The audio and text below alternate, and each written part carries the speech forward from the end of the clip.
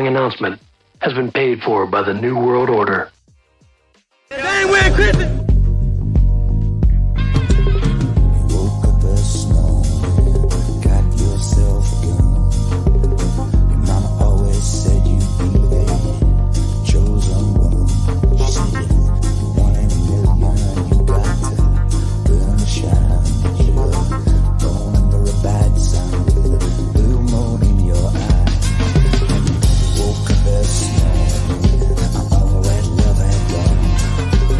Your papa never told you about right and wrong. But you're looking good, baby. I believe that you're feeling fine. Shake my body, born under a bad sign with a blue moon in your eyes. So sing it now. Woke up this morning, got a blue moon in your eyes. Listen, you woke up this morning, the world turned upside down. Lord of other things ain't been the same since the blues walked in our town. But you want in a million, but you got that.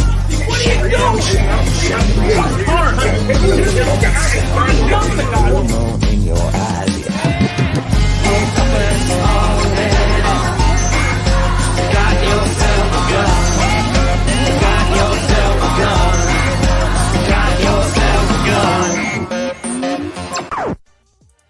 Hello, welcome to the Couchcasters podcast. I'm your host, Jeff. This is your co-host, Scott, your co-host, Murph, your co-host, Parker. We got a fun show going tonight. We're going to be joined by our guys from Waaaay Offsides podcast, part of the Bama Network as well, of Cotton and Chris. We're going to bring them in here in just a second. So I just want to say good evening, fellas. Long time no see. Last time we saw each other was the draft. So how's it going, everybody? Cheers, gentlemen. I'm good. Yes, Cheers. Roll Tide. Cheers. Roll Tide. Be back together. Rolleth Roll Tide. and the tideth. So let's bring in Chris and Cotton. We're going to bring them in now. Gentlemen from Waaaay Offsides, welcome to the Couchcasters podcast, man. Thanks for What's giving us up? time. Happy to be here. Part of the Bama Network as well. We just get out here and act foolish and make asses of ourselves and see what different stuff we can design on Canva. That's really the purpose of having a podcast, is to see how much stuff you can create on Canva. That's really what it's about. And Jeff, it looks like you're on campus at the university right back there. In the background. Right. Looks great. That's right. I My mean, background was painted several times. It's the beauty of green screen.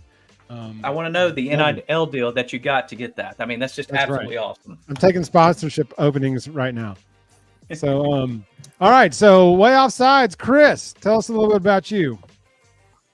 Well, there's not a whole lot to tell. I'm just a crazy ass Bama fan. That's it. That hangs out with this guy over here.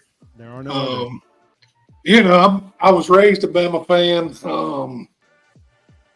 Just we weren't allowed to say anything other than Roll Tide in the house. So if we did, we got punished. So, but yeah, we come up with the idea for this Waaaay Offside show. I don't know, probably we've been talking about it for like 6 or 7 years, and finally Michael made it happen. So, Speaking of Michael, what's up, dude? So that's a little background from Chris. I met these guys the other night. They were foolish enough to let me on their show. Hope it didn't tank the whole idea. But anyway, so it's good to have you in, Michael. Go ahead and tell us a little bit about yourself. I'm going to do my best. How's my audio? Is it fine? Yeah, you're a little low, but we can still hear you. Enough, yeah. Because look, your audio is awful on my end, but it's my internet. I messed up a couple of years ago and left the great state of Alabama, and now I live in Florida near the ocean, and so the internet's very spotty. Yeah, I'm Chris's partner, and he's too sweet. Waaaay Offsides was the brainchild and the baby of Chris, and I just hopped on board and helped him make it happen. And so I don't know, man. I've been a Bama fan my whole life. Grew up in Alabama. I went to school there. I've got 2 degrees from there. I used to work for the athletic department, and that's all there is to know about me. Wait, you left one small fact out. What's that? Outside of Alabama, you did some Star Wars work, right?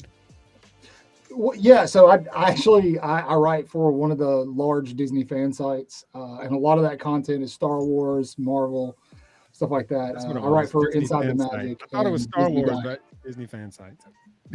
Pretty cool. We'll have to pick that. We'll have to crack that nugget open later. And Yeah, I'll send you guys articles next time I publish. yeah, that'll work. That'll work. Yeah.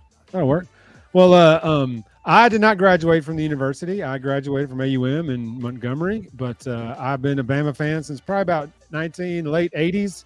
I lived in Idaho, and my uncle went to school there. So my mom's brother, so he would send sweatshirts out to Idaho where I was. So I was have a it was an old school crimson sweatshirt with the old school A with the scroll. It was walking around Boise, Idaho, wearing Alabama sweatshirts. It was kind of weird, but been rolling with Bama ever since late 80s. So seen a lot, been through a lot. So that's my story. These other guys graduated from the U though. So I'm the only non-grad. I'll drink to that. But yeah, I think, unless Hunter and Scott want to say anything on it. Yeah, we all graduated 2019. So we were very benefited, I guess, by seeing all the Saban wins. My older two brothers graduated early on in 2009 and 2012, so they got the early part of Saban. I always say we got the good part of Saban on the last part, the most extraordinary wins, I feel like, but who knows. But yeah, I guess I always wonder about Scott, him being from Pittsburgh, always, coming all the way down there, all the way to here. And I'm a being Yankee. a fan. Yeah. Dang Yankee. Dude, a Bammer with Yinzer blood? I mean, come on. I mean, That is, could have went to Ohio State. you can't combo that. And there's Bill. So the Bill! third member of the Bill, Waaaay we found Offsides him. crew I'm is right here. Bill. Yep, now he's sideways Bill. There's Bill. Just leave it alone. Don't I had touch to it. go sideways. Or we can This do is the this. third member of the Waaaay Offsides crew. And he's flipping. Here we go. Anyway, it's kind of cool. I'd split it, but yeah. Welcome, Bill. We're the Couchcasters up top. You guys are on the bottom there. So yeah, good to see you. Glad you joined us. It's good to be seen. It's better Yeah. than being viewed. Always radio voices here, but oh well. They messed up, made webcams, so it's their fault. They didn't want to put my dumb face on the internet. They shouldn't have given me the tools to do it. All right, so let's do some housekeeping. So since last time we met for the draft, we've gotten a commitment from a big man. His name, Parker? If I could come up with that. Clifford something. What's his last name? It's a funky Michigan last State. Michigan No, State. the center, the basketball player. Oh, From Rutgers. Rutgers. Oh. It starts with an O, right? Last name? Yeah. I can't say the last I name. just know Clifford. Big red dog. But yeah, that was a huge pickup for basketball, as I've been saying. Been pleading for you Couchcasters followers and viewers for the last 2 years. We needed some size in the post, and with Chuck Bediako leaving last year, I think that put us in a bind, and Nelson playing that 5, which is not his true position. A big pickup, and plus we've got a bunch of freshmen coming in too, so it'll be interesting to see what goes on and what continues. Look, basketball expectations are a whole different knife. Okay. It's wild, isn't it? It will gut you like nothing else. I can say I've never experienced that as a Having Bama fan. basketball when expectations and then stumbling. It hits different with basketball for some reason. Oh, man, those highs are great. The highs are high as hell, brother. You're right. But man, those blows just gut you. Yeah. I mean, when we lost to San Diego State in that tournament, I swear I didn't sleep for like 2 nights. It just wrecked me. That's so sad to say because I'm not even on the team or anything, but that just gutted me. I was like, it'll never happen now. If it couldn't happen with this squad, it'll never happen ever. So it was We just all knew San Diego State was going to get destroyed the next game. Indeed. should have got destroyed that game. They were just a grinded out defensive team. We just were terrible that day. They Their did. roster was 26. They played the same game that Grand Yes. Canyon played. Yes. But Brandon Miller had the worst game of his entire life, probably since the time he could walk. I bet he's never played a game that bad. Ever. Till that night. And nobody else picked him up. So Nate too. Nate didn't do him any favors that night either. But anyway, that's a whole what if we could go down. What if Brandon Miller plays just an average game? Just an average one. Just 15 points, 7 rebounds, 5 assists. Meets expectations. What happens? Right. 2 turnovers instead of 6. 3 stars on his annual performance review instead of Yeah, that's what I was thinking. That's Promote along with peers. There you go. That's true. It's true. Will they call it a pip? We'll put them on a pip.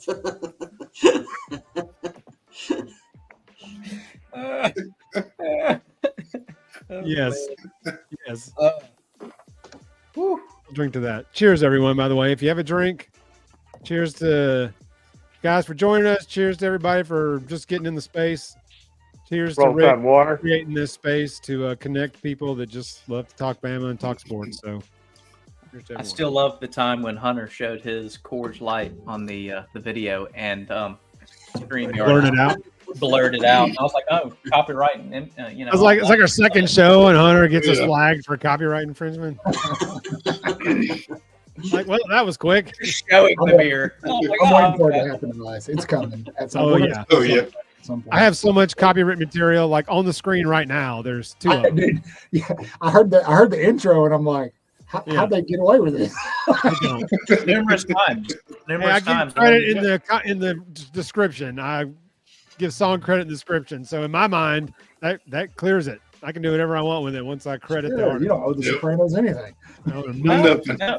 Hey, Oh, the thing is, back. What is no, gone, we make so who cares? we make no money. We make no money from it. So if they want it, they can just tell us to take it down because there's no monetization from it. We're just love showing all this stuff. Yeah, you know, no, zero shame in getting a cease and desist. Zero shame. it wouldn't be the first time. I got one Hey, for the I mean- tournament. I tried to do the the March Madness show and stream that live, and they flagged that about 10 seconds. I believe it, man. When I used to have my own blog before I jumped on the big stuff, Yeah. and I did this one blog entry trying to show people how to do like a simple drawing of Mickey Mouse. Disney was all on top of it, man. So quick, like, hey, man, you can't do that. And I'm like, sorry. You get like a knock at the door, there's like 2 guys in black suit, like men in black. They had the big Mickey gloves on, man. They're like the MIPs. Opened the door. I was like, oh, boy. Oh, man.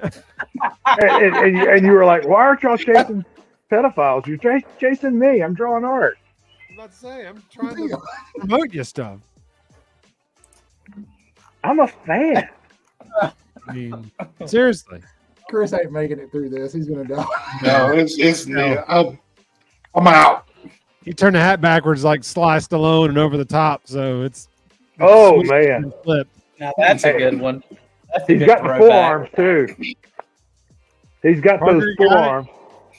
He turned his hand over illegally over the top and give him a totally unfair advantage and win. Yeah. It's like, that's totally illegal, man. You can't turn the leverage over. It's totally changed. And he's going to snap somebody's forearm in the process. Yes. And make the ugliest faces. Man, that is a great reference. Over the top. And what's funny is they weren't acting favors, just Sly's regular face. He was just sitting there. Who made the And see, fly hey, noise? No, and see, I love and Jeff will tell you, I love Stallone, one of my Yeah, favorite Parker's a big 80s Sly guy. action stars of all time. So, but of all the people, hands down, love him to death. But no, it's very true. He made the signature, If you look But up see- meathead in the dictionary, it's a picture of him. yes.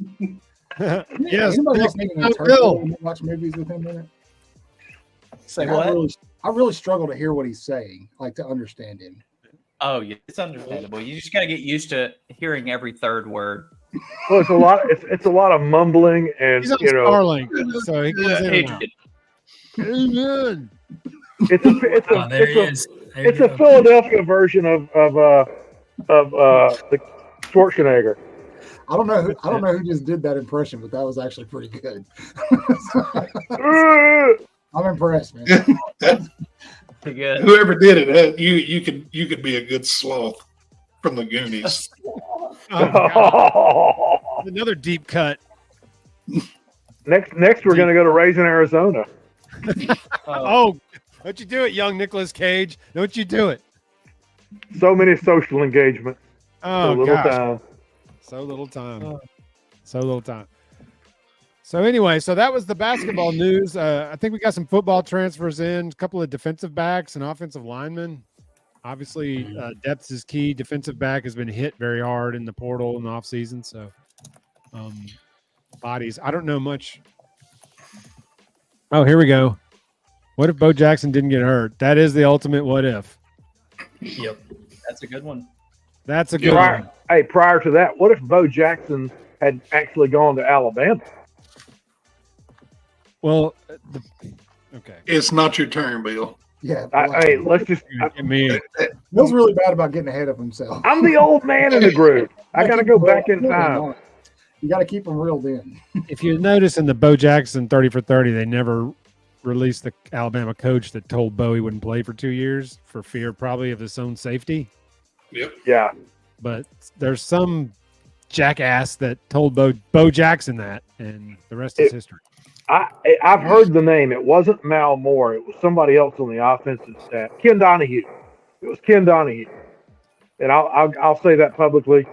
And that is all Bill. All Bill. And I live at 250 South McDonough Street. At the corner of Know Your Old Boulevard and Jabroni Drive? Mm-hmm. Yes. Just messing with Bill. He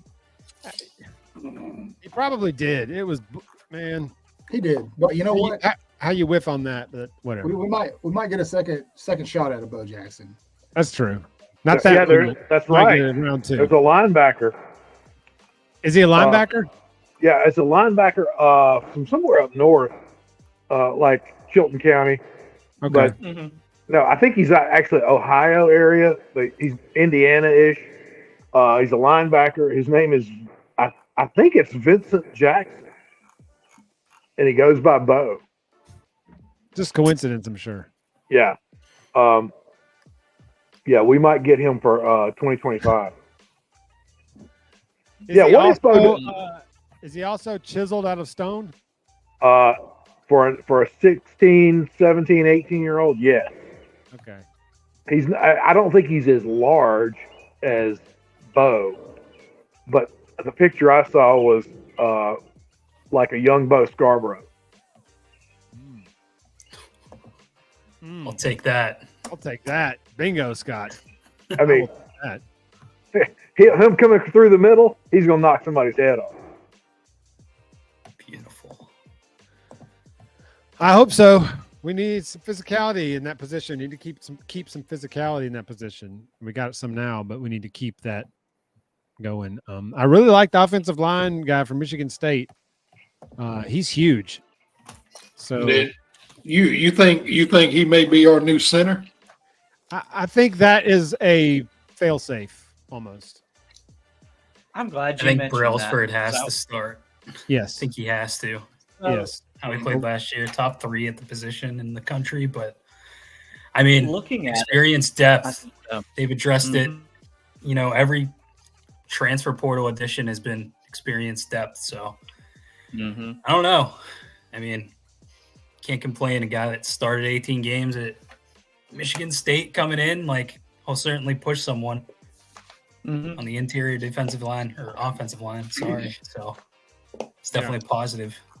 That's true. I agree to your point, Scott. I mean, I think it's a depth adder. Obviously, right now we have no centers on the roster. I mean, we probably have a walk-on or so. But with Brockermeyer leaving, which I'll give him credit. He stayed longer than I anticipated him to stay. My concerns, I was actually just talking with somebody about this issue at center too. I know that DeBoer said that Brailsford will be back in June, going to be joining the team back in June. But with this pickup coming in too, I think it's a backup option to a guy who has experience, just in case. What if he doesn't? What if we, as us fans, observing and some of the inside stuff that some of us may know, we have no idea in retrospect what's going on right now with that situation, or a lot of the situations that transpire inside the facility, whatever's going on. But only so many assumptions can be made. And I think it was a huge pickup for us with experience. And the guy's got 2 years left. So, I think it's a good pickup. Huge, man. It's like 320 Experience pounds. is key for that position. Yeah. I wonder if the plan is if, when Brailsford settles in, and is center one, that if that guy's going to be kind of like like the first backup for all three interior line positions. He can play all three of them. Whoever happens to get dinged or go down, that he's the first up for those three. I don't know if he's. That was my thought. That's kind of what I was thinking they were going to try to do with him.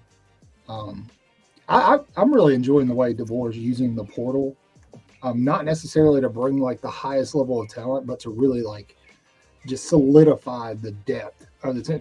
Obviously Alabama's biggest problem going into the season isn't 4 and 5 stars on the field; it's depth. And I like that he's not relying on the portal. We talked about this a couple of weeks ago on Waaaay Offsides, not relying on the portal to build a team like you're seeing with Ole Miss, now Colorado. Instead, he's still relying on recruiting, which I still think he's going to finish with a top 3 class this year. And he's supplementing that with the portal, just like Nick Saban would. I appreciate that he's sticking with that approach. But I agree with you, Jeff. I think that's what we're looking at. Yeah. So it's good that he can play center. You just need depth at that position, like you said, Hunter. You need experience and you need depth. So I like it though. But like you said, Michael, you're not seeing a ton of SEC 5-star guys that he's getting in the portal. But I think that it's specific type of player for what they want to do defensively in this transition. Yeah. So might not be the biggest name or the highest rated, or, the guys from like Wake Forest or whatever. And so your immediate thought is, oh, this guy's coming down from the ACC to try to play in the SEC. But, there's something to it, man. There's something to this guy. What DeBoer's doing and what they're doing up there. I know the A-Day, everybody flipped out because the defense looked terrible in the A-Day game. Calm down, people. The A-Day game is for one purpose only. That is for the fans to sit in the seats and see something. Anything Bama football related. That is it. That is all it is for. Lane Kiffin is actually out in front of what I think the trend's going to start being, which is turning that day into a carnival of sorts for the fans and using that day as a real practice, as one more real practice. I think Lane is out in front of that, and people are going to follow suit, I think. Well, Coach DeBoer said the defense looked bad in the first half, and he said that was our intent. Those are his words. Oh, really? Okay. Yep. Yeah. You're not going to guess. Oh, Go ahead, Ty's Jeff. In the house. Yes, Bill there is we here. go. Hashtag where's Bill? Also, I meant to jump on this, but Nick is right on this. It was so good for such a short amount of time. You had to wonder if it was even real. It was damn real. Yeah. So anyway, into our subject matter for the night. I know that some of us been thinking about this. I don't know if we're gonna have any repeats of what the moments are, but the subject was what if. We were talking about this a few weeks ago. Some show ideas, and Scott kicked around an idea back about what about a what if show. He's listening to a podcast, and they did a kind of like a what if show. So we thought it'd kind of be intriguing. So we thought about that, it was like, that'd be cool. So we kind of waited till we had a chance after the draft and after football season was over and all that we could sit down and do this. So we've all got a bucket full of what ifs. Oh God, what if so-and-so? What if Rashard Mendenhall doesn't fumble the ball in the Super Bowl against the Packers? For example, quick example. I mean, what if Barry Bonds could throw from left field?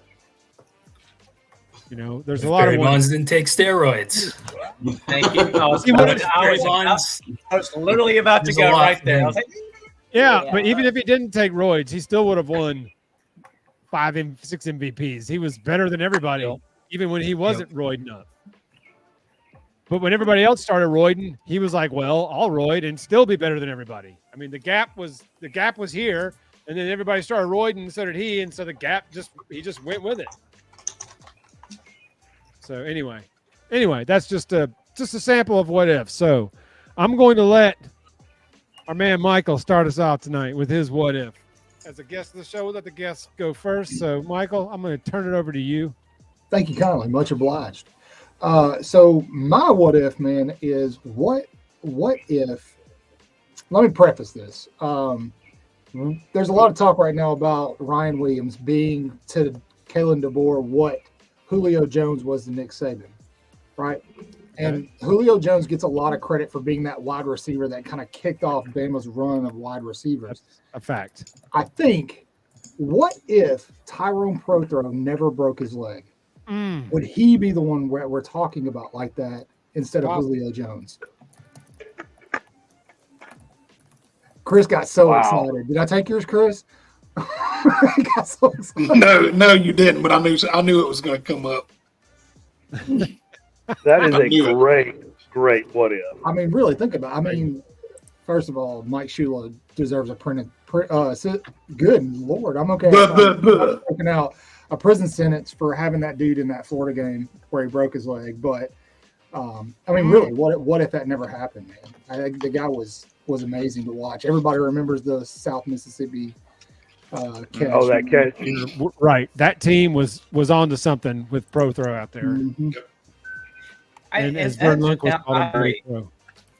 And see, that was early on before I really started watching Bama football. But I saw some of those highlights from back then. That guy was a beast. So raw. That year, he was a freak, man. He was a freak. And what was he, like 5'9"? Yeah. I I mean, think he's he was like Jalen Waddle. He was 5'8", 5'9". He wasn't that Yeah, tall. He was very short. Runs like a scared deer and just got hands of Stickum.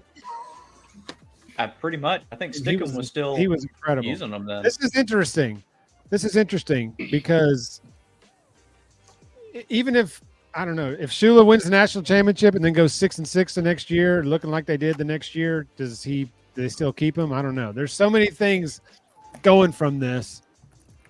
Well, the question is, were we still under this question is interesting too, because if not for Tim Tebow going to Florida, we never would have gotten Saban. Because they wouldn't have fired Shula had Tebow gone to Bama. We wouldn't have lost enough where they would have fired Shula. But he went to Florida, and we wound up with McElroy, and then Shula got fired by the time it was up. So, do you remember who the other quarterback was in that? There were 3 quarterbacks that Shula was looking at. It McElroy, Tebow, and Mitch Mustaine out of Arkansas. Oh, man. He went to Arky and then USC, right? That's right, because Gus couldn't develop him at Arkansas. That's how Gus got into college. Quarterback? Gus was his high school coach. Yeah. So we could have gotten Mitch, we could have gotten Tim, and we got Greg. With McElroy, who goes undefeated and wins a ring. Hi-oh! Yeah. Cotton, by the way, I love your Mitch was the AAA, man. picture, by the way, Cotton. That's of Jim McElwain.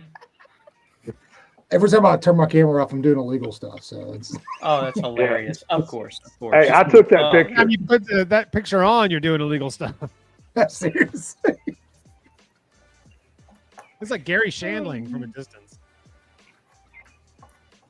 That's what I saw. Man. I think if Prothro doesn't get hurt, Shula gets 2 more years. Yeah. And we don't get Saban. I agree. Well, but weren't we still under like probation from like the late '90s stuff still at that time? So we wouldn't have gotten to the national title game because of all that. Right. So What if Rich That's Rod's wife let him take the job? That's a good one. That's Oh, Yep. oh man. houndstooth sombreros. Ooh. That was a done deal too. Oh, any at Jacksonville State? It was, wasn't it, Scott? Oh, What he did is. like? He's at Jack State. It was. He's Yeah. at Jack You know, Filled you- and delivered. You know, we got lucky. We could have got stuck with Christy Malzahn. Oh. So she says she doesn't want to go to some small Alabama town, and 20 years later, she's in a smaller Alabama town. Yeah. In He's in Lee- Jacksonville Tables State. turn. Wait, Malzahn's at Jack State? No. Rich Rich Rod. Rod. Oh, Rich Rod. Okay. He's head coach at You said Jack Christy State. Malzahn, so I was thinking Christy Malzahn. Sorry. Jack State. Wow, That's, that's impressive. yeah. And hey, doesn't That's want a to go good down one. to Alabama. That's digging way back. Yeah. Bobby Bell Oh, gets that's the damage out. that is a great comment right there. I mean, who knows what happens if this goes down? 1986. Bill and the stinky finger. All right here. Right there. Oh gosh, get it off. He's gone. I don't think Bobby won the SEC at all. I got a jacked up finger. Hey. It's a family show. It's a family show. It's all good. Hashtag Stinkfinger. Stank finger. Yeah. Family show. So that's a good one. What if Prothrow doesn't get hurt? Do you have any honorable mentions, Michael? I mean, I don't want to say my honorable mention because I feel like somebody else is going to. Yeah, say we it, can but roll that. you know We can what? roll those For you around. guys, Back I'm around. the guest. I'm going to say it. Yeah. Obviously, like, what if Nick Saban doesn't lobby for that extra second in the Iron Bowl and they just go to overtime? You know, what could have been? I feel like if Bama wins that game, they win the championship that year. And Oh so, yeah. yeah. Just to lose yeah. it like that was just chicken bleep. All right, Chris, what's your what if moment? I'll go on and tell you, it's not a Bama what if. Doesn't have to be a Bama what if. My first love with sports is baseball. It is. Me too. 100%. 100%. There was a kid that came out of Meridian High School. He was a hell of a football player too, but he was a damn fine baseball player. His name was Brian Cole. I'm trying to look up the details because I can't remember because he had so many. But he went in the 36th round in '97 to the Detroit Tigers, and then he declined the offer because they only offered it was a $5,000 contract. He went to Navarro College and played one season. He batted .524, 27 home runs, 82 RBIs, 49 stolen bases in 60 games. I said this is a college season, right? Yeah, one season. Got drafted by the Mets Video in, game numbers. in 98 or 99. He bounced around with them, and anybody that knows pro ball, you may stay in the minors 7 or 8 years. Mm-hmm. Or ever. Yeah. Well, he was probably going to be the next great thing that anybody saw. And in 2001, he had an accident driving back home from Port St. Lucie and got killed. I think in 2013, Sports Illustrated wrote an article on him called "The Greatest Player You Never Knew." And if you can look it up, it was Sports Illustrated. It's a great read. So, what's his name again? Brian Cole. Brian Cole. Yep. And he, I think if he makes the majors, that you forget about the guys like Barry Bonds and the Darryl Strawberries, the Jose Cansecos. Oh, he's got a Wikipedia page. Yeah.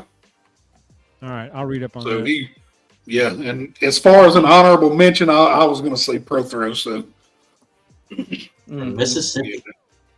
Yep. Meridian, Mississippi. How about that? Yep. All right. Well, that's good. Yeah, that's always a what if there, and there's so many that was, baseball. Meridian was where he's from. Is that right? Yeah. Okay.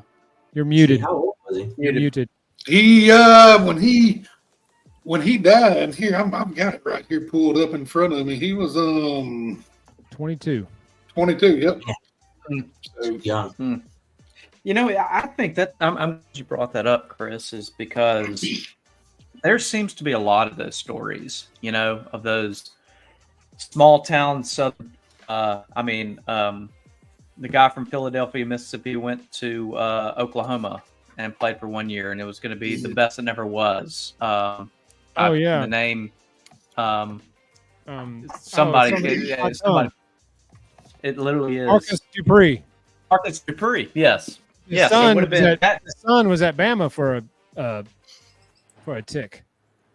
Yep. See, it's like you forget about, and that's why you gotta keep these stories alive because I mean you just have to. Oh yeah, definitely. I mean, and that's the thing, you know, baseball. Like, I'll sit and watch baseball for hours. Mm-hmm. It's it's just It's I do like they sped it up. I do agree. I'm glad they sped it up. I do, bit, and you know, but you watch professional football, then you watch the guys in MLB, and the relationships are different. You know, you see video of them joking around on the field, and you know that's what you don't see on TV. It's just it's the camaraderie, and it's a different brotherhood. Yeah. Yeah. Speaking of baseball, Scott, did you watch that skiing start, by the way? I did. Yeah.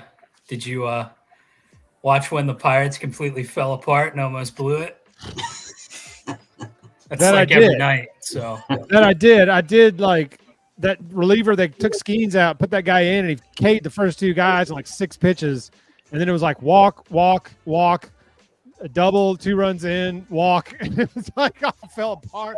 Skeens got 2 runs charged to him that, they were his on base, but he didn't let him in. But I thought he threw pretty balls. Yeah.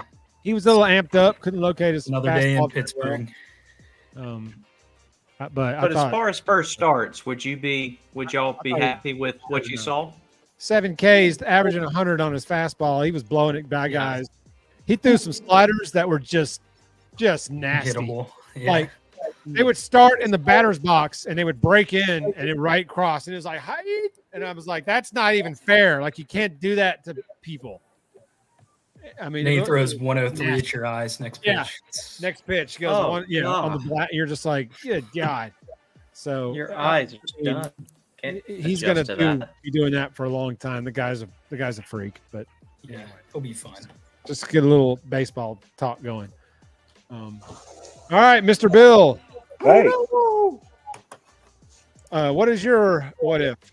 I got 2. Yeah, you can get a couple. What if Jim from Tuscaloosa doesn't tear his shoulder? What kind of athlete would he have been? Jeez.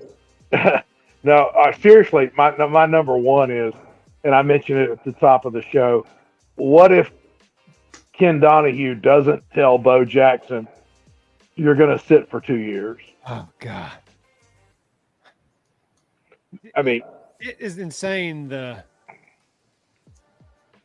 dominoes that would have fallen if that would not have happened. Like because at that time he said it in that documentary that all his friends came over and wanted to see the phone that Bear Bryant called him on. So like back then, if Bear Bryant was calling you, that was legit. Like that was something. And so there was. I mean, that's where Bo Jackson was going to go. Clearly, that's where he would have gone. I mean, he wanted to go there. Yes, it wasn't just he was gonna. He wanted it.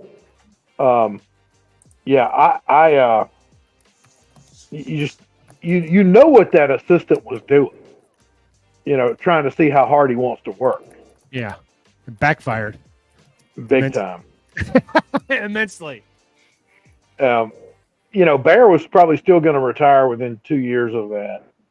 Or a year of that, but what does that do with the domino of the program? Man, that's crazy. Gosh, even trying to do that today, yeah, it would be insane. Oh man,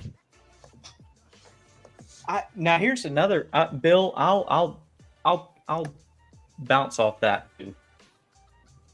What would have Bo Jackson done had Alabama came calling? Would he have stayed with Auburn, or would he gone to Alabama? Well, had Alabama said, "We'll give you every opportunity to start," which is exactly what Pat Dye said. If the Alabama had said, "We'll give you that," he'd have gone there and he'd have earned a starting position because he was better than every runner. He was better than most of the team, but he'd have been a starter. And Bears last year, I can't remember what the record was. There would have been probably 1 to 2 more wins in that last year. And we may not have got Ray Perkins. We may have gotten Bobby Bowden. Yeah. So, and Ray Perkins, we can also thank for Nick Saban, because if him not giving Shula terrible advice, then Shula doesn't get fired, I don't think. And also Ray Perkins said was the Gene Jelks controversy that gave us a decade plus of problems. The name that will live in infamy. They talk about that briefly in the Roll Tide War Eagle. Yep. I don't think it's technically a 30 for 30. It's an ESPN film, but really, really good if y'all have never ever seen it out there. But yes, they do talk about the Gene Jelk stuff, which I had no idea about until that story came out, which was very, very interesting. There was a lot of bad blood between teams. Yeah, my freshman year of high school, we played Emma Sansom out of Gadsden for the state championship, and Gene Jelks and their left tackle Larry Rose both started as freshmen at Alabama. They ran through us like poop through a tin horn. They were amazing. Like Georgia Southern through Alabama's championship defense. Yeah. That's 300 yards rushing. Thank you for saying that. That made my night with that comment right there. Rolleth. Oh man! Wow, those are 3 good what ifs, man. I mean, there's a lot to stem off that. Those are pretty good. Those are pretty good. I do want to say, if we want to come back to the what about Bobby Bowden later, I got comments, but I can delay. I got comments. All right, Hunter. All right. I have a feeling you guys might know what I'm going for when I tell the year. The year is 2010, and it's the final game of the 2009 season. Texas and Alabama. And Colt McCoy, the Heisman winner, is injured. This is a goodie. Oh my gosh, Hunter. Goodness. The game that would set the tone for Nick Saban's Alabama career. What if Colt McCoy does not get injured? And basically their first drive of the game. I can answer this one. Ooh. Alabama beats them worse than they actually did in the game. I was going to say they lose by 14. Who was the backup that came in? I can't remember his name. Garrett Gilbert. Yeah, Garrett Gilbert came in. We didn't have a game plan for that kid. If McCoy stayed in the game, we probably would have shut him out, man. Yeah. And poor kid, he broke his shoulder on Marcel Darius. Poor kid. Popped him. We had him, Dad. We had him. I will say, when you look at the score, it's still respectable, 37-21. So it certainly wasn't a beatdown. What's funny is like McElroy was ass in that game. I was just gonna say that was a legacy game for how terrible he was. He was worse than Jay Barker. It's like, oh gosh, he was channeling Jay Barker championship game numbers. But Jay had 6 completions in 92, and no, I think he only had 3. I think he was 3 for 11 for like 8 yards or something. Yeah, it was, and Greg was that way. And he got run down from the 2-yard line to the 1-yard line on that goal line play. But Jay Barker still ended up with Sarah Evans. So that's not the flex you think it is. Hey, they're back together. In They your got- arms, they- Daughter's got an game. angel. His daughter can hoop. Yeah. she There can went Bill. hoop. Yep. And he's back. Wow, that's a good one. Yeah, Hunter, I don't know, man. I think Texas probably was scores on that drive, but Alabama notoriously slow starting, and then once they get into the flow of the game and the scripted plays run out and they have to start calling the game and playing the game, it's a totally different story. So I do think Texas scores on that drive, but I don't think they get much more than they already got. I just think that the defense would have settled in. Yep. Saban would have done whatever he does at halftime, would have made the adjustments like we saw him do a lot this year when we looked terrible in one half and then looked lights out in the second half. So I think we would have seen something like that. And, and eventually the running game would have done what it did anyway. Texas had no answer for this. I feel like those early Saban defenses had that like blood in the water mentality. And one thing, sack, one turnover, something, man, and it's like they kicked it into a sixth gear. They had violent. Just assume that play ends in a sack, right? Like that would have been enough for them to just, take over the entire game. And so, and I agree with you. And then it's Mark Ingram, so they weren't going to stop him. Trent was ripping too, man. Trent was off and running that day too. So that was. Because like you said, McElroy was just dog fart that day. He was so bad. Yeah, I would agree, but you got to think like it had to be such a tone shift, like the vibe of just watching. Oh, it was. Your starting quarterback just out, and the game just started. Hunter, I'm glad you mentioned Lighting. that. One of my brothers actually they were in college at the time and went to that game in Pasadena. And they said you could hear a pin drop when McCoy went down. A pin drop. Literally, all the Texas fans were like, oh, crap. This isn't good. This is our guy. And they literally, ding. I give it to Gilbert. Whatever he did enough, unfortunately, thankfully. This is a good one. A true freshman. Doesn't block that field goal. Hey, I'll say this. What if he doesn't block both of those field goals he had that game? He had 2 blocks that game, which was insane for a guy of that size to be able to do that. Hey, if he does it, would Lane Kiffin have been the first Saban guy to beat? Yes. Oh, wait, never mind. He hadn't come to Alabama. No, at the time. Yeah. Oh, that's right. He was a couple years off that. Got it backwards. My bad. He had to hit rock bottom first.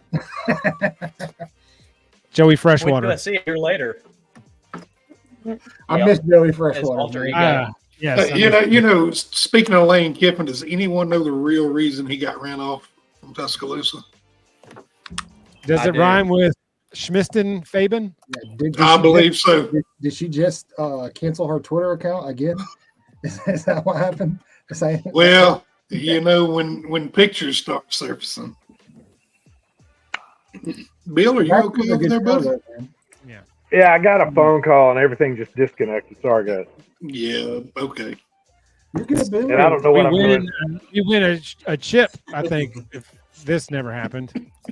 Or if it happened one game later instead of like 10 minutes before the game started. I think we win a championship that year. Was that with the Jalen 16? Hurts? Was that 16? Jalen Hurts. Yep. And I think a lot of people would say a lot of different things about Hurts after that, but still, he had his faults at the time. Even though Sark was calling the plays that game, there was a no win. No. Walk in that short a time to suddenly change play callers just throws everything off. Big. So yeah, but that's a good one, Hunter. That's a good one.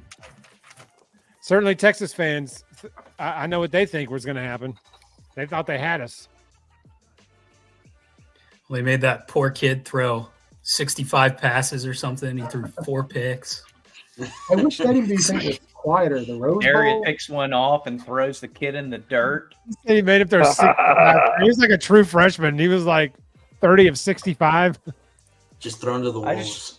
I mean, literally, I can close my eyes, and even though we still got a flag on after Darius picked that off, and I can still see he just threw this kid to the ground. It wasn't even. He was a child against a man, and he just threw it, runs and scores touchdown, and he throws the freaking football, and we get the flag for it. And Saban is prime. This was prime Saban, pissed, just straight up pissed on the sideline. And gave him an earful. And you know what? I miss that. I do miss it. Those good times. Probably. Shout out to Marcel Darius. Shout out to AJ McCarron on the spanking. Yeah. I love that. That's good stuff. I think we just run the table and we win it all anyway. We would just have an undefeated season, but it just saved us from having to waste our time in the SEC championship game. Oh, I was at the crazy tie. I'm glad you mentioned that. When I was at both of those LSU games that year, I was at the one in Tuscaloosa, and I was fortunate enough to get a national title game. And that's cool. That was the first ever, only one I've ever been to. And that year we had two kickers. When you have two kickers, you got problems. Or you got to have one kicker.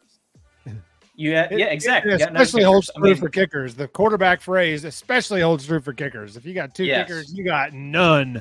You ain't even got close to one. So you had Cade Foster, who was the long distance kicker, and you had Jeremy Shelley, who was the short distance kicker. I think Shelley ended up exactly, and then Shelley ended up the next year was the kicker because Foster had graduated and everything. But oh my goodness, that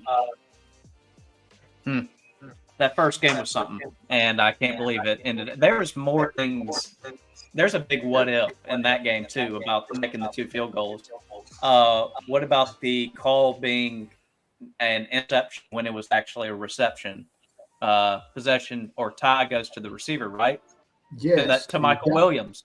So, who was it? Don't get me started. I was literally into that end zone. Was it Maurice Claiborne? Is that who was on that coverage? Yeah, dude, that was the most frustrating thing. Peterson. How? It's either that or Patrick Peterson. How could Michael Williams let that guy take the ball from him there? It was that last second, though, and I knew it was on the film. I saw it, too. It's unfortunate.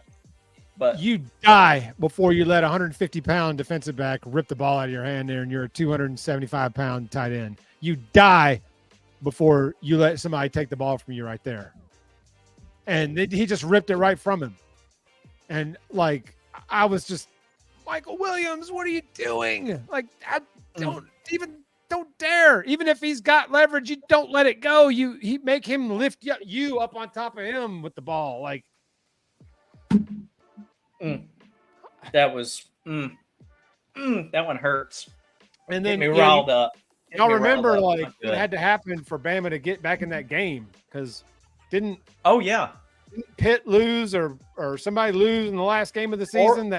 Oregon had to lose, whoever they played, and Oklahoma State had to lose. Yep. And both of those things happened. I can remember as it happened. It happened the same night. Yep. They both went down. Yeah, Oregon lost. Oh gosh. Yeah, Oregon lost on a last-second field goal, and because I remember an old Army buddy of mine was over, and we're holding hands, just waiting, because you just knew it was coming, and that was awesome. Yeah. Now, the crazy thing enough about that was, y'all gonna think it's funny. I was at a church camp at that time. I was in the mountains in northwest Georgia, exactly where this is, and somehow it came over the intercom that happened, and Bama was getting in, regardless of what happened. I was like, "There's no way. There is no way this happens." And then in 11 for us to get to we're talking about 11 or 12? I'm sorry. That was 11. 11 we had to have Boise State lose. Is that right? And Kansas State. And Kansas State and Oregon and I got and West Virginia. It was the weirdest dominoes that year. Oh. It was crazy. So we've certainly gotten some breaks. As heartbreaking as we've lost in the finals a couple times, we were all like, we could have had 3 more. We also caught several breaks to allow us in position to snag a couple of those. We took advantage of the breaks we got. Exactly. There we were. So that's it. So, all right, Parker, that leads into your what if. You know what? I don't think I'm ready yet. Scott, do you want to take it? I'm getting a little Sure. here. I'm sure Bill has more to say. I'm waiting. So mine, this one's talked about a lot, but I feel like it defines a whole generation of the NCAA, a whole generation of the NFL at the same time. And that is, what if Drew Brees signs with the Dolphins? Ooh. I mean, it's predicated on Rich Rod, making the same decision, obviously, if we went back in time. But Saban wanted him. Saban wanted him bad. One bad doctor in Miami said he ain't playing for us. He goes and signs with the Saints. Do the Saints win their only Super Bowl? I don't know. Saban may stay in Miami. Is Brady as good as he is? Does he have as great of a career having to play Breeze twice every year? For how many years? It's always been very crazy. impactful. I always thought that was a very defining moment in football. Saban's been so honest about it think too. of the ripple that had of the franchises that lone decision affected. The butterfly effect, man. Just insane how that ripple cast out so far. Yeah, Alabama doesn't have its dynasty. I didn't even mention that. I mean, Saints have a Super Bowl. The Dolphins, like you said, who knows what they do? Who knows how it affects Tom Brady's legacy if they have to go up against Saban defense twice a year, every year for a decade? I mean, it's a legitimate. That is a good what if. I mean, that's true. So many things were affected by that one decision. It's so crazy to me. I mean, I'm sure there's more you could pull out of it too, but it's just always such a. And they cleared Dante Culpepper, who was awful. Yeah, he was always hurt when he wasn't. He had that 1 year in Minnesota with Randy Moss. It's funny how that works. Didn't he have 2 broken legs and a broken spine? Oh yeah, I mean something that guy bad. was. And he weighed 340 pounds. Yeah, he was big too. He was ginormous. But he also was throwing to Randy Moss. If I could, Randall Cunningham had an MVP season throwing to Randy Moss when Randall Cunningham was 38. So prime Randy Moss changes a lot of lives. What if the Cowboys draft him that year instead of passing on him? What if Jerry drafts him? In 98. Jerry doesn't care about winning championships. He cares about getting publicity. Which that's why it shocked me even more that they passed on him. But he paid for it. Remember that game against the Cowboys, Moss's rookie year? He had 3 catches for 165 yards and 3 touchdowns. He's still running. One of them was a screen pass. He just turned the corner and went 90 yards in about 4 seconds. That's a good one. So that's a good one. All right. Well, if you're not ready yet, Parker, then I'll share mine. So I got a couple of honorable mentions here that we're going to show here. Oh man, I lost it. It's gone. It's gone forever. Aaron heard this. Okay. Whoops. Ooh, too soon. Too soon. Okay, so let me share my screen here. Here's one of them. Handled it into left center field. That ball is down and a bad. Well, it's off the wall. Lonnie Smith is held up at third, and he didn't do very good base running. Oh. By Lonnie. He didn't pick the ball up. He stopped. So, yeah. If you know, you know. So that was one of my honorable mentions. Lonnie Smith easily should have scored there, and then the Braves win the World Series in Minnesota. They beat the Twins in the World Series that year, and me as a 12-year-old boy watching in Boise, Idaho doesn't cry his eyes out when they lost in the 10th inning the next 2 nights later. A 12-year-old kid totally locked in on El Braze. So, all right. So then this is my other honorable mention. This was heartbreaking as well, for a much different reason. Let me get my share screen going here.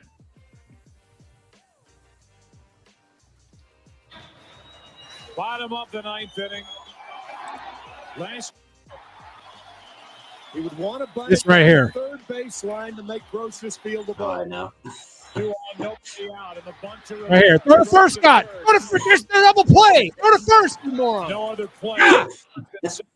Idiot. Idiot. What are you doing, Mike? I wish you were. Still strikes What the are you nerves. doing? Go to first base. That's 2 outs. And then Gonzo never even gets close to getting up the bat. So come on, Scott. Brocious, not Fonzie, but Brocious. But yes. So anyway. So yes, those are my 2 of my honorable mentions. I already mentioned one moment earlier about Rashard Mendenhall fumbling that ball in the Super Bowl. Painful. I mean, all right. So this here, I will never get over what I'm about to present here. Ever.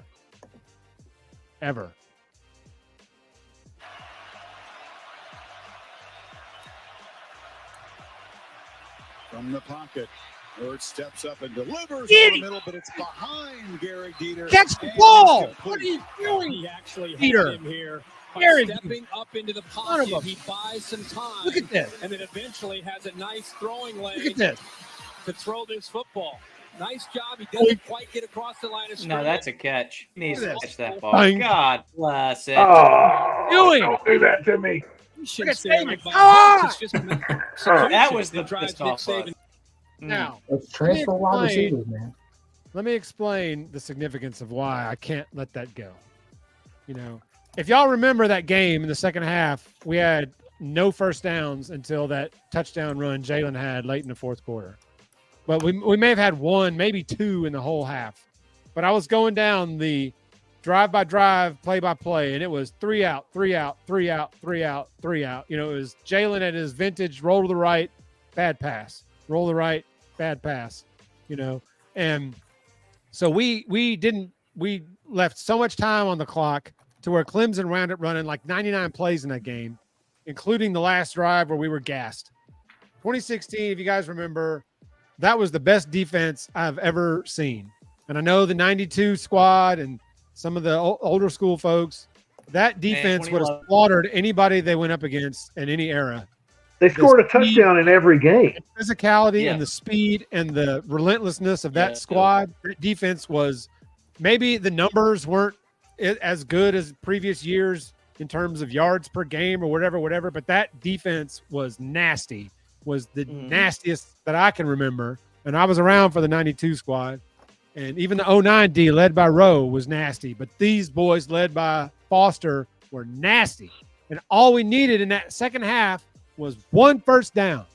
And that was 3rd and 9 to Dieter von Sprockets. And the only reason you're there is to make a catch. Okay. They brought you in for one reason, is to catch a football.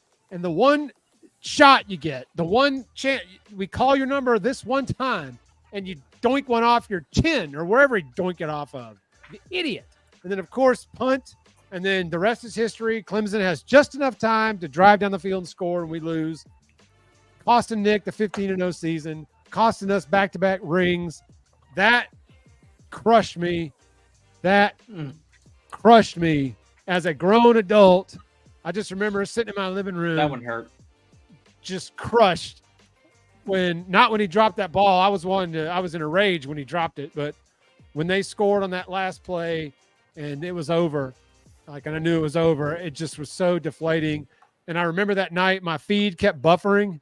So I'd see 5 or 10 seconds of it, and then it would the screen would buffer and it would spin, the wheel would spin, and then it would catch back up. So I would miss 7 or 8 seconds. Oh my gosh, So, it's infuriating. I was already on edge, and then have it end the way it did. I just Was that worse than Agiye Hall dropping the touchdown in the championship game versus Georgia? And then transferring out. I was walking on it for Gussie Boo. UCF. For me, yes, because Agiye was a freshman, kind of thrown into the mix. Didn't even think he's going to be playing, and next thing you know, you're in the biggest game of your life, and your buttholes is you can crap diamonds. You know what I mean?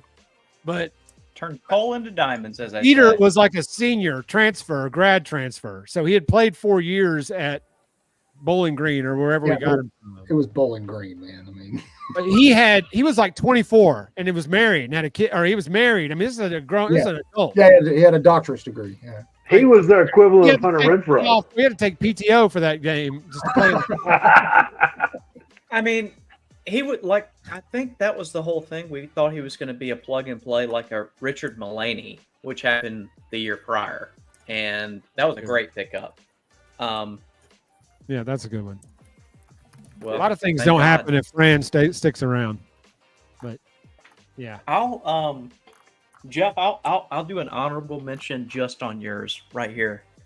What if Bo Scarborough doesn't break his leg in that game?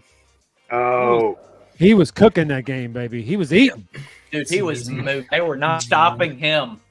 Why did we not hand it off to Damian Harris? That's another one. Because we didn't have an offensive coordinator got fired 30 seconds before we kicked the ball off. So everything was ties back into the lane kept in, and then the Sark. You know what? We abandoned. Yes, agreed. Peter was a grown man. He played for Nick Saban at Michigan State. What if the refs actually called the illegal pick play? There you go. I knew this was coming. I knew that was coming up. Just saying. So many what ifs in that game too.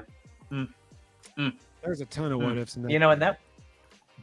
That gets me. That just gets me a little riled up there, Jeff. Just gets me a little riled up. I'm gonna have to step away for a minute. If you smell what the Rock is cooking.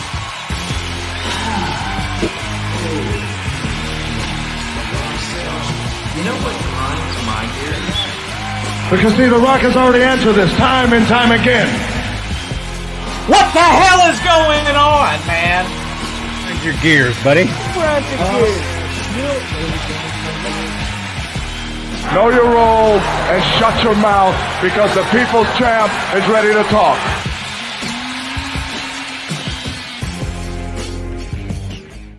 Yo, that intro can mean only one thing.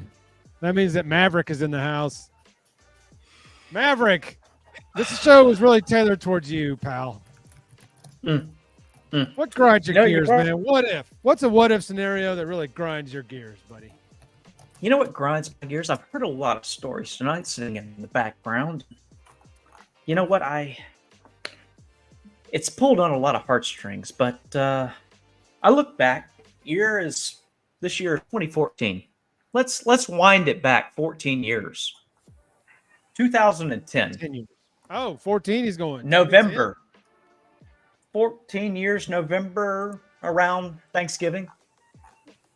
Iron Bowl, 2010. Okay, the scam back, as they call it. Some people call it, Well, I was at this game, a mere young 13-year-old watching this game, sitting in the zone, watching the south zone where the students used to sit had not been completed. The upper deck was still being worked on.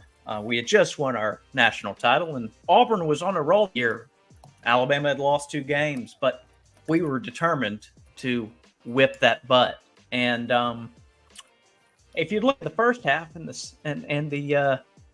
second half, things got a little crazy. And I looked back at the stats for this, and it really, just kind of blew my mind. Would you believe if I told you that Greg McElroy had more pass yards than Cam Newton, the Heisman winner that game? Would you believe how many yards, if I told you how many yards Greg McElroy, after we had already mentioned how he crapped the bed for his legacy game in the 2009 championship game. What does he do against a Heisman contender, the eventual national champion of that year. Well, McElroy went for 27 for 37 for 377 yards and 2 touchdowns. The guy never sniffed again, okay? That was his legacy game. And they talk about, I saw Ty mentioned one of those things. What if Ingram doesn't fumble the ball directly out of the end zone? It doesn't go to the out of the back or the sideline. It doesn't even go to the sideline. It goes 15 yards out the end zone. Well, that one was one thing. Okay, the Ingram fumble. Yep. Or how about Trent Richardson dropping a touchdown pass on the 1 yard line? Oh, I forgot about that Trent play. You take it in. I forgot about the Trent dropping that pass. I forgot about that. Oh, man. Or Jeff, this one that you and I have talked about. Oh, forgot about What if they had actually taken Mark Barron out of the game after he tore his pec muscle instead of letting him stay in the game? And let Who him was be his able backup to that year? Was Lester his backup, or was Lester on the other side? Was his backup. No, Lester was on the other side. So it would have been, goodness gracious, who would it have been? Oh, gosh. You guys, Because anybody know Barron the came back in 11, too. In 2010, does anybody know the depth chart of the DBs in 2010? I didn't look Dre? that up. Will Lowry, maybe? Oh. No, let's Maybe. go. Yes. No, it Top was 5 Lester white guys in Saban's era. That's another topic. because Lowry played that game. He did play. Oh, my gosh. But you look at it, with McElroy doing what he did, and then you look at the rushing that we had, the people we had. We had Ingram and Richardson. Both of them equaled for 10 carries each. Ingram had 36 yards and 1 Was touchdown. Auburn that Richardson good on had defense that 24. year? That we Nick only Fairley, ran the but ball no, 20? I mean, I know they had Fairley. that doesn't. But no, their defense was not very good that year. We just passed all over them. Now I'll say their front 7 was decent because led by him, but their back 4 was awful. And Julio, he had 10 catches for 199 yards. Ingram was the second leading receiver. He had 4 receptions for 91. Would have had 5. Should have had 5. And then you look at Cam's stats that game: 13 for 22, 16, 3 TDs. He was, one of the leading rushers for them. 22 rushes, 9 yards, 1 TD. This is for the Auburn fans out there. You'll remember this one. Ontario McCaleb, 8 carries, 50 yards. And then you had people who were receiving for them. Terrell Zachary, 2 catches, 79 yards, 1 touchdown. Emory Blake, 3 catches, 39 yards, 1 touchdown. And no one can forget why, we left a tight end by the name of Philip Lutzenkirchen. And I'm still seeing Dante Hightower go up and down on the field saying, "Who has this guy?" How do you go up 24? Did have him. Was that Dante's man? It was either Dante's or the strong safeties. I'm saying it was either pass off on coverage or I don't know. Looking back at it, all I can say is when you're up 24 or 21, it was either 24-7, 24-0, 3, 24-3 at halftime. Yep.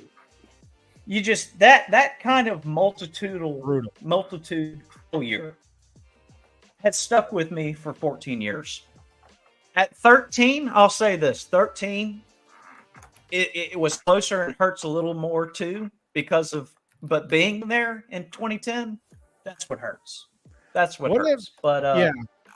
What if in 13 they actually call the illegal man downfield, so Auburn didn't have all their linemen 25 yards down the field blocking?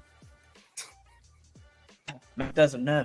Maverick. That one play, Marshall ran like 10 yards, so we went to tackle him, and he pulled up and threw it over the top and touchdown. And I was like, but he ran like 10 yards. But okay. So many what ifs. It's that Lee County voodoo. It's real. Yeah, it's very real. It's real. It's very real. And I will never go watch an Iron Bowl there. Not going to happen. Never. Maverick will not watch that. But You know what? That's all Mavericks got to say. I will see y'all closer to football time. All I can say is roll tide, everybody. Well, thanks, Maverick, for dropping in and sharing that with us. I know that's been grinding his gears for a while. 14 years. 14 years. Man, but Saban said it, always has said it, the losses stick with you longer than the wins. And that's especially Alabama's losses because they either. So. Yeah. Bama never really got blown out. And so those losses in the Nick Saban area, there's always these what if moments. Like if one or two things happen differently, and usually it's fundamental stuff. You're like, man, it's kind of crazy to think about. Y'all remember the fumble that was in between Steen's feet? The ball just laying on the field, and he's had no idea it was there, and then Fairley falls on it on the goal line. And he stood over it for what seemed like 10 minutes. Yeah, I actually had a class with Anthony Steen, and him and Justin Fowler, we were all in the same class together. And that Duty. Yeah, that play 45, baby. Did it? Yeah, I graduated with Nudie actually. So really cool dude, super cool dude. That's awesome. He was one of my favorites. What if we could stop that inside trap versus Oklahoma State? Oh God. Joe Klein. That's another big what if. Is what if they never interview Joe Klein, that fool on the sideline, and he was. I honest to God think he was under serious consideration for that job until that interview. And they were like, when that interview was over, everybody just kind of looked at each other in the room and was like, "No, what was that?" Like, there's gotta stop that inside trap. Yep. And I think the powers that be were like, we're not running that out in front of a microphone every week for the next 5 years. No. So I'm grateful for that interview because I think, as silly as it sounds, that back door played a huge role in them cutting all kinds of bone loose. Maybe I'm wrong, but that's just what my gut tells me because that was embarrassing. Joe Kynes was a heck of a position coach. Yeah. Well, he was 300 years old too, so it's like we need to move on from this. I'm gonna guess O-line. He was O-line. He seems like an O-line guy. Yep. But yes, I think that interview played a big part in how things played out. A lot of dominoes fell for us to land Saban, which is a really cool story. Mal Moore told at Red Elephant Club one time and about basically how he slept in his car and outside Nick Saban's house for like 3 days. Yeah. Wow. Because he was like, I can't go home and not have Nick Saban on the plane.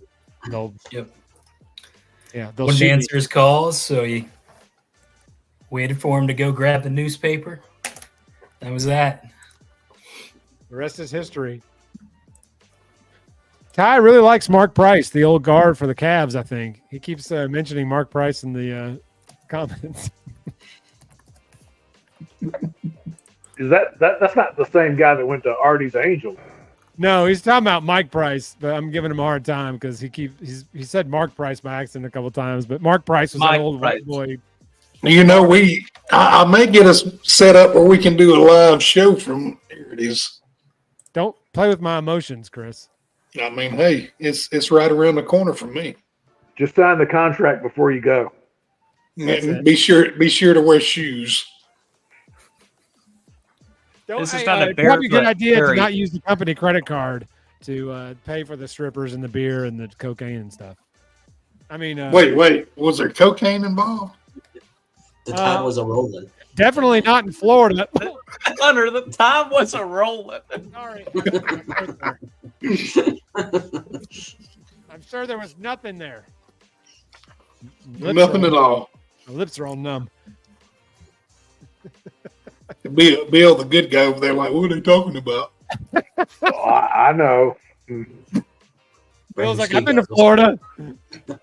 I was living there when that happened. Oh boy, he knows. They give it out at the Wait, Florida or Arides? I was living in Florida. Yes. Bill's in Arities trying to tip him with Confederate money. Y'all don't make me get out my autographed Mike Price hat. I'll do it. I'll freaking do it. He Don't wear autographed my hat. I was so happy, and a week later, he was poop canned. I was like, he just ruined my hat. It was a nice hat.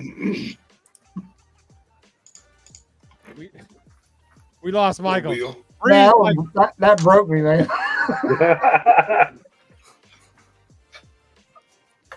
Deep breaths. In with the good, out with the bad. Indeed. Everybody's lips.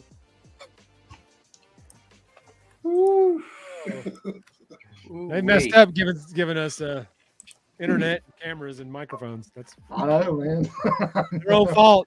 People like watching it, so Their own fault. Oh gosh.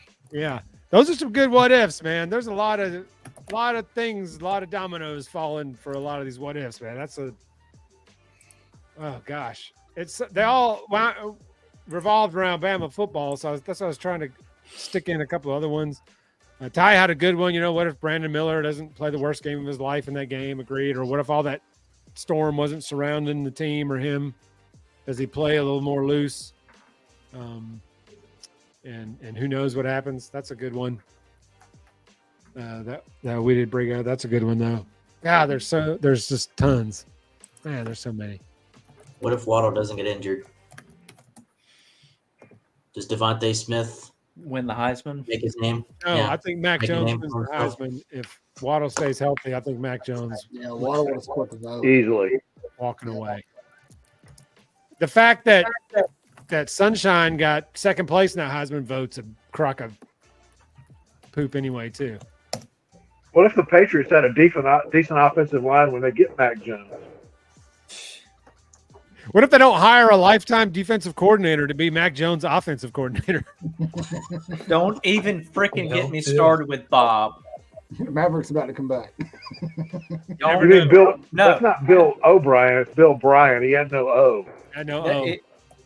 It's all bad. It's just awful. This is probably one that was on everybody's tip of everybody's tongue. Yep.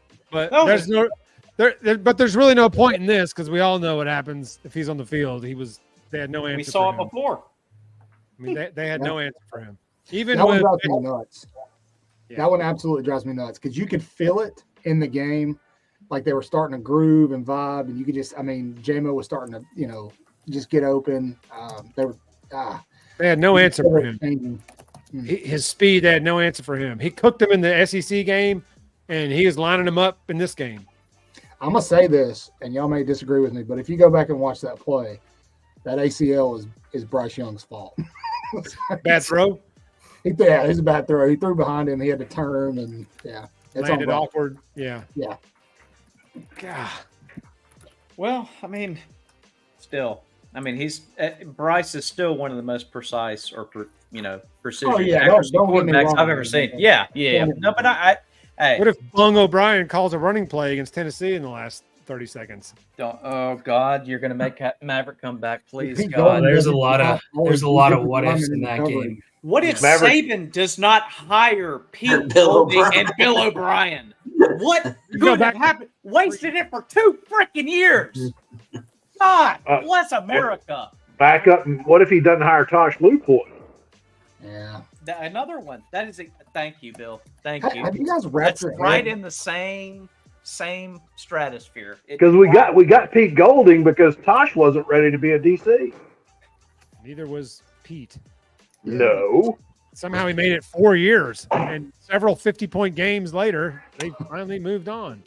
Pete Silver. Have you guys ever wrapped your head around the fact that Tua and Bryce Young never won a championship as a starter?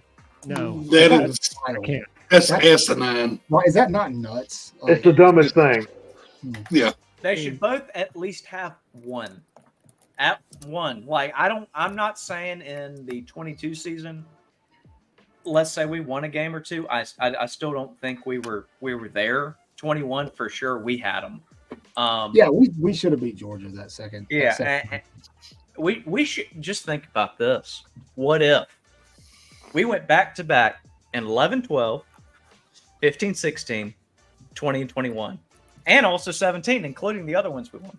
17, 18. If Jedrick Wills doesn't false start 37 times against Clemson, Tua has a starting national championship. Well, he was also playing on one leg. But I mean, we got in the red zone 4 times, and Jedrick Wills false started out of the red zone all 4 times. God, yes. Bill, you brought it back. I had forgotten about that. Damn you, Bill. That was a nasty game. God. I mean, we beat LSU that year if Tua's healthy. There is no 2019 LSU if Tua's not playing on one leg that game. And then he fumbles it on the goal line when nobody touched him. He just fumbles it. Opening drive. What did I just? I was there. So, hey, Hunter and I were sitting next to each other that game. The next thing you know, it's like 43-12 in the first half, and you're like, "What the hell is just happening here?" It would have been 10-0, and then it turned into 14-3. Yes. On that fumble. Because LSU went right down the field, I think. Yeah, we weren't going to stop their offense, but they weren't going to stop our offense. We were the only team that could match them punch for punch. Right in front. Yep. The defenses were about even, honestly. They were not very good those years, but enough to get done. Yeah, that was an NFL All-Pro team facing an NFL All-Pro team. Yeah. Yeah. They threw one on wheels when he ran his 40. Oh, that just Tua not winning a ring. I mean, he was cooking, and when he broke his hip, you know? Yeah. What if Tua just throws the ball away when we're up 35-3 instead of I got to make this last play? Boink, there goes his hip. What if Saban actually sat him like he was going Thank you. Thank you. Yeah, wasn't he on camera saying go sit down, and Tua begs him to go back in? Tua talked him into letting him back in the game. Literally the next drive. Yep. Oh, I can't believe coaches, that. boys and girls, listen to your coaches. But that's what happened to Bryce when he got hurt in 22. He wouldn't just throw the ball away. He waited all the way to the end and then threw it funky, landed funky on his shoulder, and that changed the whole Tennessee game. 2-3 weeks later, because he was still on the gimp. He wasn't 100% with his shoulder yet. I mean, it got Milrose some playing time and Milrose some action, but I mean, jeez. Well, I mean, speaking of Tennessee, what if the referees actually call a clean game when we're last year at Tennessee? Yeah, that was that last pass interference on Kool-Aid was Bravo Sierra. Yeah, with the pick. Yeah, that was rough. There's that team could overcome that defense, that secondary performance. Yeah. What was that kid's name that was just burning us? Jalen Hyatt. Yeah. Just the whole he didn't do nothing before or since. He's in the NFL, but can't do anything in the NFL either. But when you put a single high safety on a guy that runs a 4.2, you're cooked. Pete All he Golding. did was close his eyes and just chuck it. Yep. DeMarco Hellams. Poor Hellams. Wasn't that Pete Golding's famed 2-3-6 defense that he called? Yeah. Yep. Mm-hmm. Just where he has one down lineman. Where the heck did that come from? Dude was, and the down lineman was a third stringer. That dude was consistently dropping Will Anderson into coverage, man. Like, come on. What? Oh, the secondary was confused all the time, too. If you watch the Tennessee game in particular, there's multiple times where 2 guys take the slant. Oh, yeah. Jalen Hyatt's just running down the field. It's just... This is after he already has 270 receiving yards. He's just the dude went for like 100 yards in 2 plays, man. Yeah. It's crazy. Go back and watch our first season, people. Go back and you can see all of us just be irate after the freaking Alabama Tennessee game. I went on a rant to start that show. I cut the video intro off about halfway through, and how about that? How that game was? God, that was completely fixed. But and they missed the down markers. The both down marker guys missed it on the same time. Yeah. and everybody's keying about it on the broadcast and stuff, and they're all laughing about it on the sideline. And I'm like, yeah, y'all think you slick. I've never been one to say like a game is fixed, but there was something funky. I did that night. Yeah. I opened the show and went off. Yeah, it was weird. It was Never it forget was that. horse bleep is what it was. Mm. And man, I Saban don't- would have been 17-0 against Tennessee. How epic would that have been to retire? I don't understand that word, horse bleep. Yeah, what's bleep? It's a family show. I think I ruined that earlier. Yeah. Yeah, it's horse shit is what it was. Whoever's listening. When in doubt, just use the phonetic Earmuffs, alphabet. kids. Earmuffs. All the kids. Just that are spell listening. it. Just spell it out. Horse feces. Mm. Yeah, we're ripping off some old scabs here too, man. Yeah, all we've done What is if just rip ourselves off. in the late 90s and early 2000s the Braves could win a division series? Seriously, dude. Then what? Mm-hmm. I think they're like 1-12 in division series in the last like some insane number. What if Bill wasn't born in 1851? Where did Bill go? Just left. He gone. Bedtime, man. His whole bones just disintegrated. Bedtime. The Metamucil kicked in. He might be There he is. changing locales again. Oh, there he is. Yeah, I've been hydrating, guys, and sometimes an extra calls. Oh yeah, I had to go a minute ago. Bill, are you rocking a grunt style shirt? Yes, I am. He had to get some finger therapy. Only grunting. That's only grunting he does is straightening that finger. Or when he's Ugh. You guys have fun. You guys pull my finger and then you hold up the finger. Let me get it with my strong hand. All I do is now I see Bill stirring mashed Now, potatoes. you got to say it in the voice. Let me get it with my strong hand. Oh, Oh, Oh, we we have lost Chris. We have derailed. Shut up, Richard. Shut up, Richard. Yes, indeed. I can't Oh do it. gosh, Bill, what's it My like dad being born in the just died. 1800s? what was what?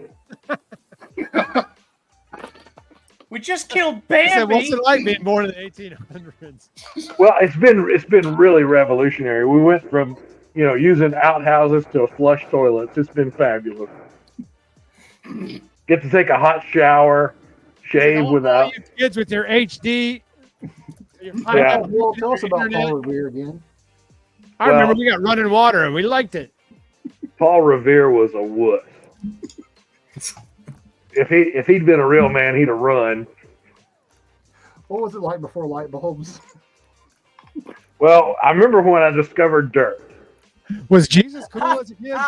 Oh my God! I remember when I discovered dirt. I am sorry. That's Poor just Bill. proper. Oh my God! I'm sorry. Lord save me, but good Lord. He said, Betty White showed me her boobies and I like them too. he said Jesus had a brother named Phil nobody talked about. Woo! Bill. I'm hurting. We love you, Bill. Hey, all I remember is when I helped get Moses out of the river. It was a hot day. People on Twitter are joining in.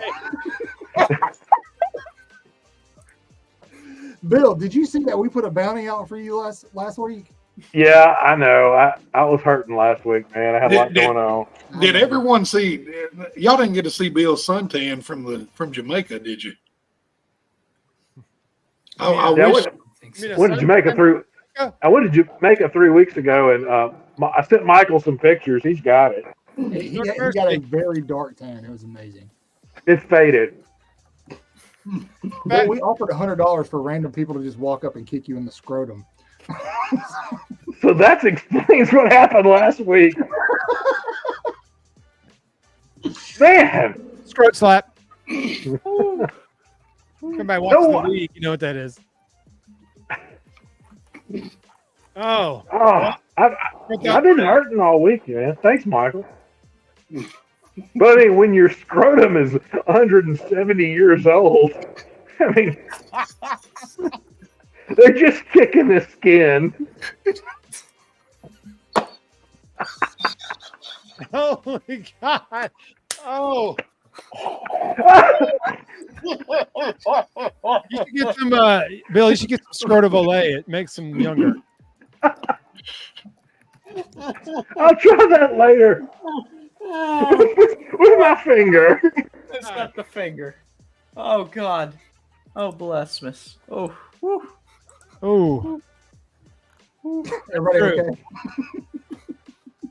okay? They pay Bill to take food at McDonald's.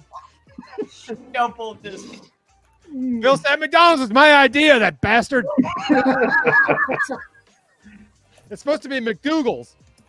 I invented their ice cream machine. Bill's gonna be over there and say, "I invented the ham sandwich."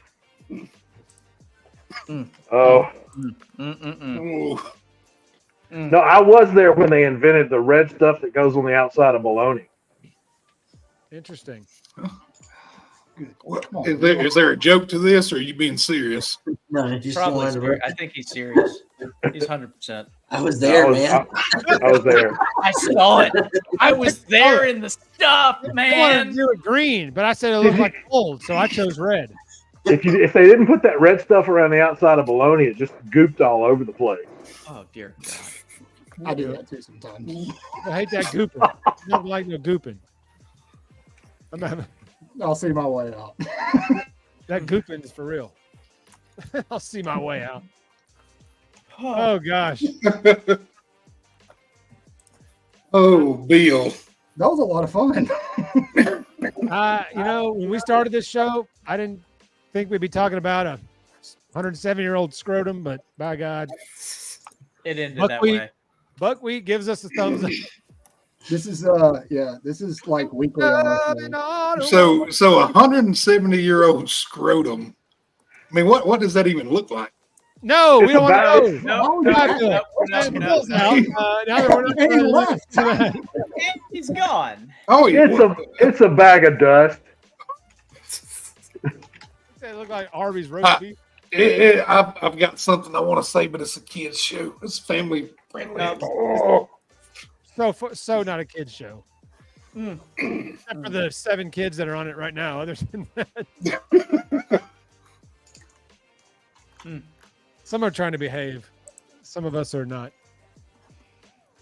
What a night. What a Tuesday night. We're going to start doing this more often. Just because you just never know where it's going to go, which is kind of how we like to do it. We like to broad stroke a few subjects we'd like to talk about, but we normally wind up taking a total left turn. We didn't mean to turn it into an After Dark episode. Yeah. So we are After Dark, though. We have After Dark tomorrow night, so we're kind of in that zone. So we apologize. Speaking of After Dark tomorrow night, want to share what time that kicks off? Yeah, we'll be live on Twitter and YouTube at 8. Wait, Chris, you tell them because I don't. Well, I don't. You're in Eastern? I think we'll be on at 8 Central, 9 Eastern. That's right. That sounds. So yeah, we really don't have anything lined up. No, I did get an idea for Tiger Stadium, and we're going to talk about it. Okay. After the video I sent you from Seattle. Oh yeah. Could that be Tiger Stadium? The one in yes, Death Valley. Death Valley. Yeah. Go Tigers. One way you make it better is take all the LSU fans out of it. And well, we normally do that when we play them there at night. Yeah, about halftime. Yeah. Yeah. Unless we have Pete Golding, and then we say we're not going to spy a running quarterback in overtime. Not on my watch. LSU fan came and We're stuck going to his turn finger our in my back to the booty. quarterback who just runs That behind. LSU fan stuck his finger in my booty hole. Woo. Oh. Bill, is that what happened to your finger? No, Oh my God. I am not an LSU fan. Oh, Fingerprint. The forensic. I've been watching Forensic Files a lot on HLN. Be surprised. Oh, Pass. I've been watching a long time. And in other news, Sorry, Bill. Bill. Poor Bill. Human variant of Cookie Monster. Wait, are we still doing what ifs? Tigers. Yes, sir. That was like an hour ago, man. Yeah. Oh God, go Tigers! We're actually seeing them. What is Edo up to now? no, He just Counting jogs money? around Baton Rouge, man. I mean, I know he's counting his money, but I mean, No, he lives in Baton Rouge. You see him jogging all the time. I thought he was in Destin. he probably Is he has in a house Destin? in there. He I, probably thought, does. I really thought he was in Destin. I mean, you He see may him in be. Baton Rouge all the time, jogging up on the levees. You know what? He don't care wherever he is. He may be living at a couple places. They Nope. gave him $20 million to not do anything. He might have a spot in both, but I could do a lot of nothing for $20 million. my good friend's brother has a place right there by the state, right there by the campus and by that levee there, and they're like, yeah, he is up there running all the time. You see him up there running all the time. yeah. Probably just hangs out in Baton Rouge. Give me 20 million. You're not going to see me running. You ain't gonna see me. Period. I'm gonna hire somebody to run for me. That's a fact. That's a fact. I'm going to look like I got $1 million. Bling. Otis Nixon. I mean, Jimmy Johns. I mean, gosh, my bad. Otis Nixon, wasn't he the oldest man ever to play baseball? He was the oldest man ever, and his oldest man ever to get busted for cocaine like right before the playoffs. I mean, didn't Otis Nixon get drafted like in 1941? Probably. I smoke rocks. Him and Lou Gehrig played together. You forgot one thing, Joe Rogan. Yeah, him and Lou Gehrig played together. Oh, that Dennis Leary bit. He died of Lou Gehrig's disease. How the hell did you not see that coming? Oh, God. His namesake, man. Come on. Oh, man. I was like, Dennis Leary is savage. He said, Oh, yeah. Lou, we used to tell him, Lou, there's a disease with your name all over it, pal. Norm Macdonald crapping on OJ is the best, though. Yes, that is good. He made like 3 years of it. Rest in peace, Well. Norm. Rest in peace. Hey, Oj left us. He did. We don't care. We don't care. Hashtag. Nope. You can rest in Nope. peace knowing that his wife's killer is finally dead. Yeah. Yeah. 35 years later. I wonder if we ever found who the killer was. You know, he dedicated the rest of his life to finding who the real killer was. I wonder how he did with that. Brushing his teeth in the morning. You know what? You know how it ended up turning out? It ended up him saying one of those short little clips. It said, "Take care," and he just takes off in a golf cart. That's Yeah. it. That's all. That was it. I would have loved for him to admit it right before he died. Just like, guys, I did it. The show up Captain Obvious. Yeah, I mean, we all would have been Like a Captain "Oh, Obvious commercial. They could have like a Priceline commercial. I mean, that's. I mean, do you think Ray Lewis is going to admit that he done it right before he died? No. I mean, Nowadays, they'll just admit it now. They're like, yeah, well, yeah. you know, Oh my gosh! Let's give him a congressional medal. I had to come. Mm. Well, boys, good. this has been a fun show. We're Fabulous. going about an hour and 45 minutes. We've had a blast. Bill, thanks for showing up. Yeah, Hey, fine. I missed you last week. Your Finally, he won't be here tomorrow night though. Yeah, shows up for y'all's crap. colleagues were kind enough to have me on the show last I'm week, so I do appreciate that. I'm glad you guys came on the show tonight and took us to a place we'd never been, which is We love you guys. It was a blast. So I can already see your Canva mind working, Michael. I already see it. Yeah. There's going to be something, an Easter egg somewhere. Yeah, there's some graphics popping up tomorrow. They're coming Yeah. somewhere. I'm going You know, the straight sad to- part is Bill's got to go to work and somebody's going to say, "Tell us about that scrotum." And they're going to kick me. Well, I mean, They do, they get apparently $100. with what you got, they're going to stomp on it. Hey, they got to get. Did y'all ever see that movie Waiting with Ryan Reynolds? They got a game going like that at Bill's work. The Bat, brain. oh, the bat! Hey. The goat. What was the other one? The goat. The bat wing. The one the kid did at the very end where they goated him, where they told him like he was the greatest ever because he, whatever that thing was that nobody could ever get. Yeah, something. Yeah, that's what happens up there. So anyway, thank you to the Waaaay Offsides crew. Thanks for having us, Michael, Chris, Definitely. also my normal peeps, Scott, Murph, Parker. I know we went long. I appreciate you guys hanging in. All the Eastern Good night. It was a good time. We're definitely going to do this again. Bill signing off. Hey, so throw it to Bill to sign off. His bedtime was 3 hours ago. So. It's real quick. One punch. Good night. Hey, Three decades ago. I said it on Twitter. I say you'll never have us back again, and I think we proved that point. Yeah.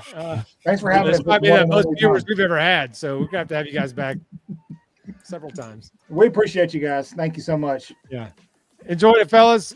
Everyone, roll tide. We'll catch you guys next time. Roll tide. Roll tide.